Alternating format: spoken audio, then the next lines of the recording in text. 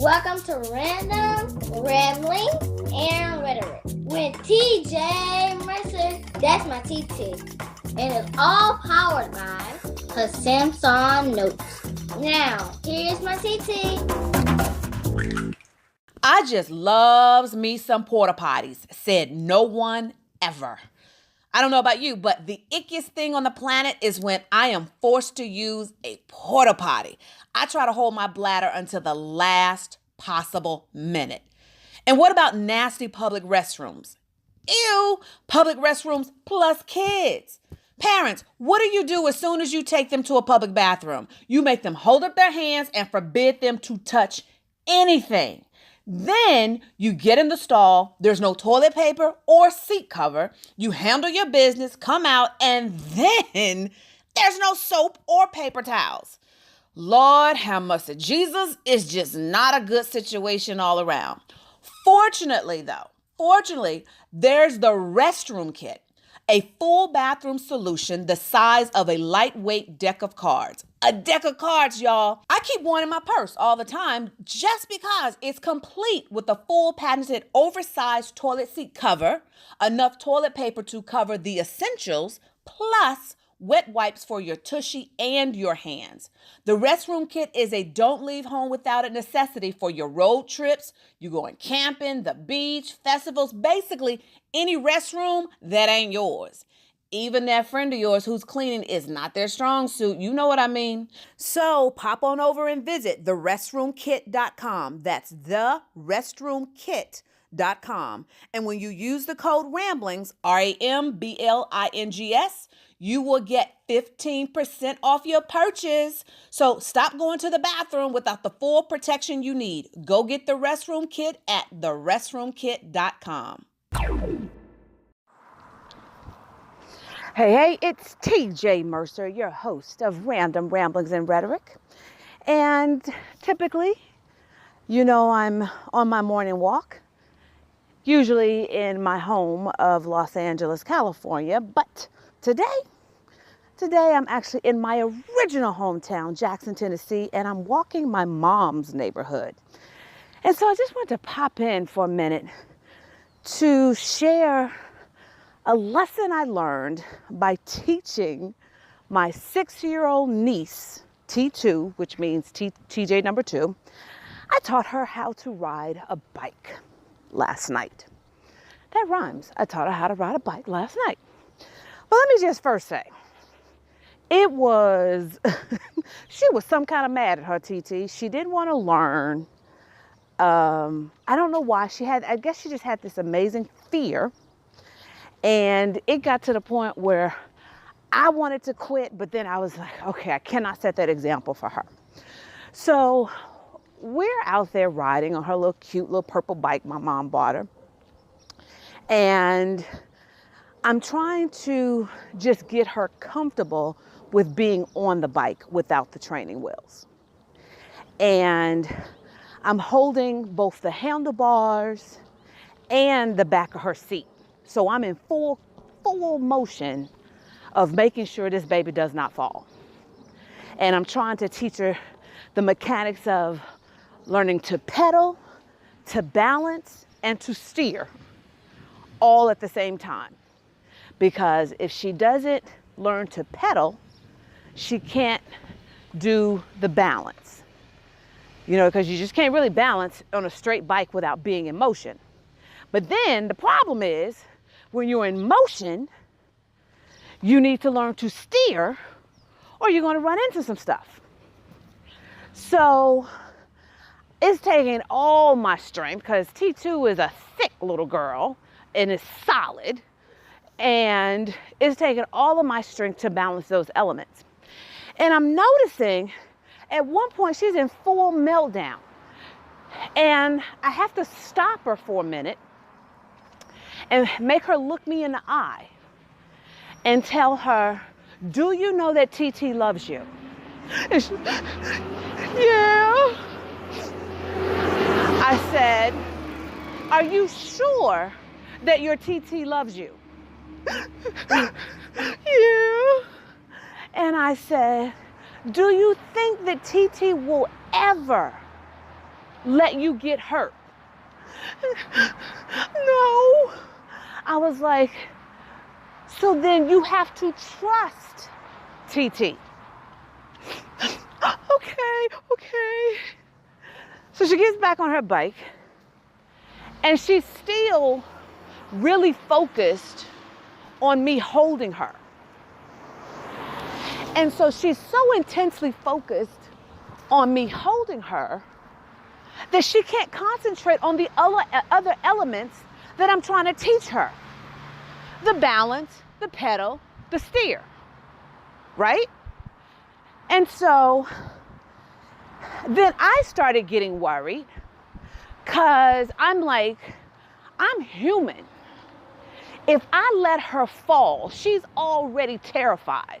But if something happens and I lose my grip and she falls, A, she will not trust me. It's going to take her a long time to trust me. B, she probably will quit forever. So it hit me. You have to teach her how to fall. So I changed the game. I made her get off her bike and I made her look at me and I said, T2, learning how to ride a bike is hard. You've never done it before and you actually might fall. TT is going to do her very best to make sure that doesn't happen. But just in case, know that when you fall, it's not going to kill you. It's going to hurt and you may have a scar, but you're going to live. Okay, TT, okay. I said, so understand, I'm going to teach you how to use both of your legs to brace your fall. And so I shifted and I started actually just making her take both of her feet, don't put it on the pedal, and just kind of rolling. And I noticed her confidence started building. And she ran into the back of a truck.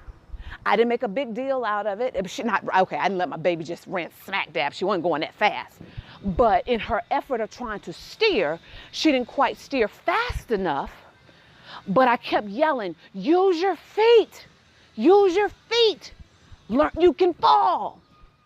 And so I started noticing, especially after she hit the truck and I didn't make a big deal. I'm like, are you all right? Yeah. I was like, are you dead? No. I was like, let's get up and try it again. And I started noticing she no longer was focused on whether TT was holding her up. She started focusing on the elements, the pedal, the balance, the steer. The pedal, the balance, the steer. The pedal, the balance, the steer. And I started noticing that she had noticed I no longer have my hands on the handlebars. I'm just holding up the back. And every once in a while, she looked behind to make sure I'm still there. But then she wasn't focused. And so I then could teach her, now that she was comfortable, that she would be okay with falling, that now I can really concentrate on the other elements. So I started pushing her a little faster and yelling, pedal, pedal T2, because then she would forget to pedal. And I'll have to remind her, you got to pedal, babe, pedal. So she started getting that. And then I was like, okay, you pedaling now, watch where you're going, watch where you're going. And at one point, she took off. I didn't have her. She took off.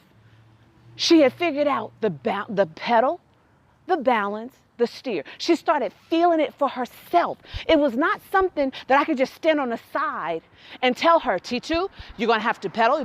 She had to feel it. She had to experience it. And so she took off. But at some point, it dawned on her, let me check to see if my TT is back there. Baby, when she looked back and realized she was doing it for herself, she failed. But here's the thing. She failed. I ran up to her. You okay? Are you dead? No. She gets back up. So we did it that day. I figured I'd push her hard enough. 2 days later, I'd given her a break. 2 days later, I make her go out again. She don't want to do it. She don't want no part of it. I was like, you can't quit. TT's niece is not a quitter. You can't quit. We're going to get back on the bike. So we had to revisit some of the things. I was like, do you remember how to fall? Yeah. I said, do you understand your control? You have control of this bike. So put your feet down. And so next thing I know, I went to get my phone because I was like, I'm going to record it for mommy and daddy and Grammy. I went to get my phone. I look up, my baby has taken off. And I'm trying not to cry. And I'm screaming. She's pedaling. Go T2, go T2, you got it, you got it. Go T2, you pedaling, baby, you pedaling. And so we had to negotiate. So wait a minute. So we negotiated how many times back and forth of Grammy's house that she was going to ride. So we negotiated she would have to do 3. So when she got to the end, that's 1. So we did 2 more, and I was like, I tell you what, now we're going to record it for mommy and daddy, and you're going to do it all the way from the end of the block back to Grammy's house. And she was like, okay. And she did it, and the closer we got to Grammy's house, I could say, T2, you can go further for Grammy, go further for Grayson, that's her brother, go further for mommy, go further for daddy, keep going past Grammy's house. And I honestly thought she was gonna quit. And she didn't. She surprised herself. She surprised me. And you would have thought my baby had just run an Olympic race the way I was cheering and high-fiving and clapping. She was over it. She was rolling her eyes at me. But I was excited. And when I settled down and I started thinking about it, I thought about that's how we are. There are things that God calls us to do, or whatever your higher power is, that you're moving into a season of new. You're moving in a season of unfamiliar. You're moving into a season of something you don't necessarily recognize, and it is intimidating, and it's scary, and you're so focused on your fear that you can't focus on the elements, the execution of it. You can't focus on how you need to actually be in motion first before you try to start balancing. That it's easier to balance while you're in motion. And then you're not focusing on how to steer while you're in motion, because you're so busy trying to make sure God's got you, as opposed to doing what I told T2 to do, that you got to trust me. You got to trust God. That if he's telling you, I want you to do this, he's going to equip you. He's going to give you the tools. He's going to give you the know-how on how to execute it. And then, so what has to happen is that we have to know that we were born resilient. We were born with a bounce back muscle. We were born with the ability to get up. And so then when we fall, it doesn't devastate us. When that marriage fails, it doesn't actually send us crumbling forever. When that business is not successful and you keep getting knocked down, you know you can get back up because you've learned to fall. And as long as you're falling forward and keep moving, you're going to master that newness to the point where if you're listening to this and you're older, you have never forgotten how to ride a bike since you mastered it. And then you think about it, once you actually get good at it, you then start popping wheelies, racing your friends, riding them on the handlebars, because you become an expert at it.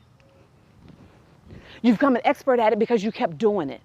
You become an expert at it because you didn't let the scar that you got. I remember one of the early times where I had learned, we were in my grandmother's and she lived on this hill. I went flying down this hill and I had a 10-speed. So I learned on the 10-speed, and my 10-speed, the brakes are on the handlebars. I was riding my friend's bike. I had learned to ride a bike that where you stop, how you stop is on the pedal. So I'm flying down this hill and I'm flying through my grandmother's yard and straight into the bushes. It was a scene right out of a movie. But did that stop me? I got up. Why? Because I learned to fall. I got up because I knew I ain't dead. I may hurt, I may limp for a minute, but I'm gonna get back and try this thing again. So whether that you are scared to get up and do a business again, good morning, get up and do a business again, or allow your heart to be open to the possibility of another relationship, another marriage. If you've lost a child through miscarriage and it hurts and you're afraid to try again, just remember God's got you. And as long as it ain't gonna kill you, you're gonna get back up. All right, so that's my heart. Hope you have a wonderful, wonderful rest of your day. And don't forget, you can share this, subscribe, write a review, write me. Let me know if this blessed you. And why don't you go out and make God smile, and I'm gonna make him laugh, and I'm gonna go actually make T2 ride her bike again. Talk to you later. Well, that's it. Hopefully you enjoyed what my TT shared with you. And like she always says, let's go out and make God smile. And don't forget to hug somebody. It's T2 Mercer signing off now. See y'all later.